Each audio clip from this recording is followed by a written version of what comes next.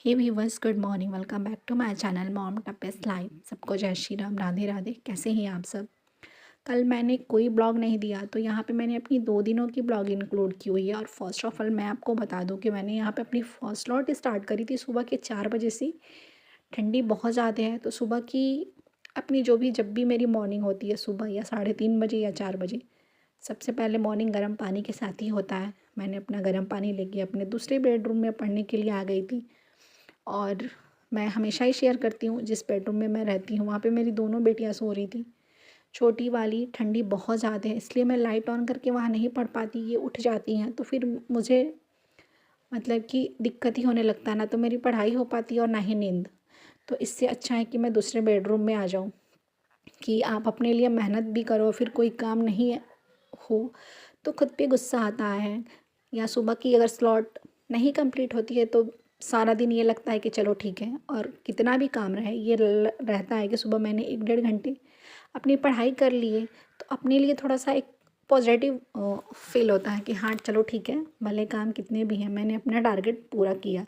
और एक कि खुद पे प्राउड भी होता है। मतलब अगर आप लोग करती होंगी या करते होंगे तो आप सबको भी लगता होगा कि हम चाहे हमारे पास कितना भी काम रहे, हम अपने काम को भी इतनी ही वैल्यू दे रहे हैं जितना देना चाहिए। और ये डेडिकेशन होना चाहिए हमारे अंदर अगर हम एक सीरियस एस्पिरेंट हैं तो।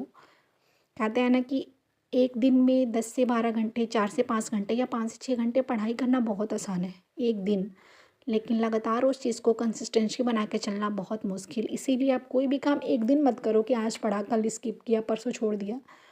उस चीज़ को थोड़ा थोड़ा ही सही, अगर आप हाउसवाइफ हैं या वर्किंग हैं या कोई कोई किसी जॉब में है, कोई भी, मैं सबको कहती हूँ कि आप 4 से 5 घंटे छोटा सा शेड्यूल बनाओ जिसको आप कर सको। ऐसा नहीं कि एक ही बार हम बहुत लंबा चौड़ा टाइम टेबल बना लें जिसके हम फॉलो ही ना कर पाए, तो फिर खुद पे फ्रस्ट्रेशन होने लगता है। अगर हमारी लाइफ ऐसी है, बच्चों के साथ है, घर के काम है, तो हम सबको उसके हिसाब से अपने टाइम टेबल को बनाना चाहिए ताकि हम अपने आप को टाइम दे सकें। और हमारा टाइम वही है कि हम अपने रेस्ट के समय में अपनी पढ़ाई करते हैं।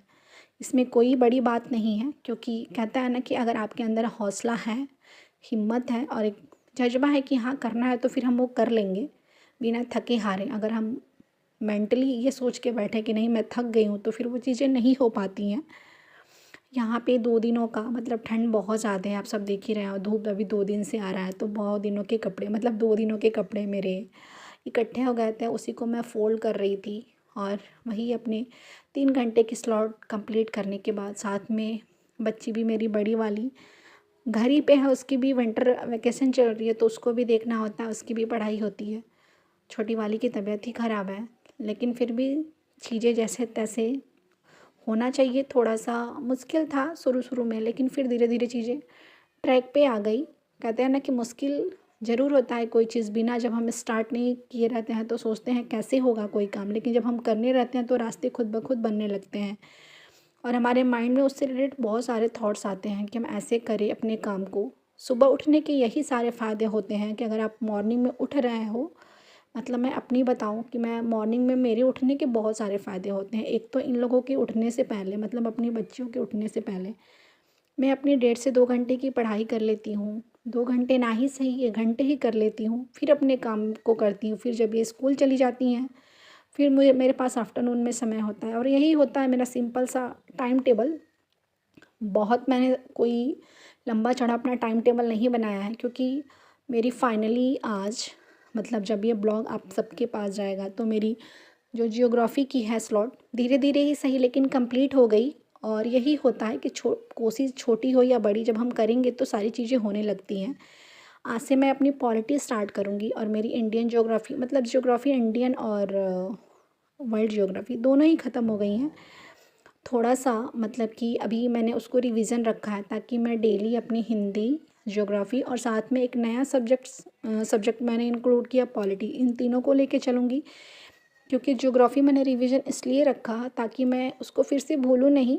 अगर हम कोई चीज़ छोड़ देते हैं ना, मतलब ये लगता है कि ठीक है हमने इसको कर लिया है, लेकिन 100% हमारा सिलेबस कभी पूरा ही नहीं होता है। इसलिए मैंने उसको डेली रिवीजन रखा ताकि मैं भूलूँ नहीं और लास्ट तक मैं इसको कर सकूं। क्योंकि जब आप कोई चीज़ पढ़े रहते हो और दोबारा उसको पढ़ते हो तो उतना ज़्यादा टाइम नहीं लगता, थोड़ा सा इंटरेस्टेड रहता है। तो फिलहाल आज के लिए इतना ही, तब तक के लिए बाय बाय, टेक केयर। आप सब अपना ख्याल रखिएगा। जय माता दी, राधे राधे।